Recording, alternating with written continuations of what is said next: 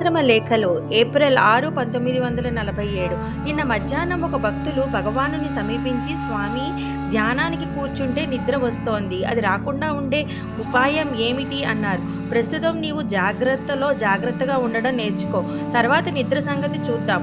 జాగ్రత్తలో ఎన్నో కలలు కంటాం, అవి లేకుండా జాగ్రత్త కలగాలి ముందు. ఈ చూచేదంతా స్వప్నమే, ఈ స్వప్నం ప్రపంచంలో నుండి మేలుకోవాలన్నారు భగవాన్. ఏదో ఒక నియతి ఏర్పరచుకొని సాధన చేద్దామంటే ఈ నిద్ర వస్తోంది, ఏ విధంగా దీన్ని పోగొట్టుకోవాలో భగవాన్ దయతో సెలవీయాలి అన్నారా పృచ్ఛకులు. ఆవరణ విక్షేపాదుల్లో మొదటి ఆవరణమే నిద్ర. సాధ్యమైనంత వరకు అది రాకుండా చూసుకోవాలి. అది ఏ కారణం వల్ల వస్తోంది అని విచారించి ఆహార విహారాదులు స్వచ్ఛంగా మితంగా ఉండేటట్లు చేసుకొని నిద్ర రాకుండా చూసుకోవాలి. కానీ వచ్చిన తర్వాత ఆపాలంటే లాభం లేదు. పుష్టిగా తింటే సుష్టుగా నిద్ర రాదా మరి? ధ్యానానికి కూర్చుంటే తల ఊగుతుంది, తల ఊగినప్పుడు మెలకు రావడం తప్ప దానివల్ల ధ్యానానికేం ప్రయోజనం?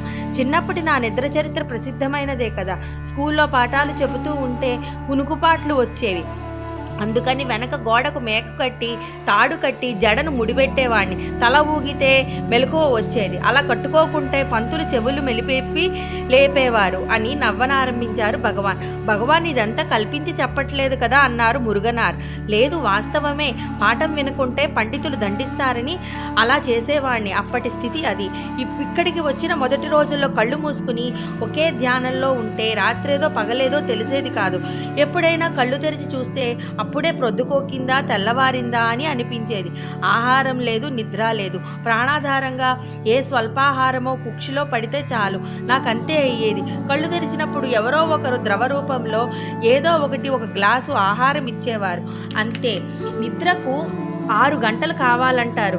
అంటే ఆహార నిద్రలను అసలు మానటం మంచిది కాదు, అతిగాను ఉండకూడదన్నమాట.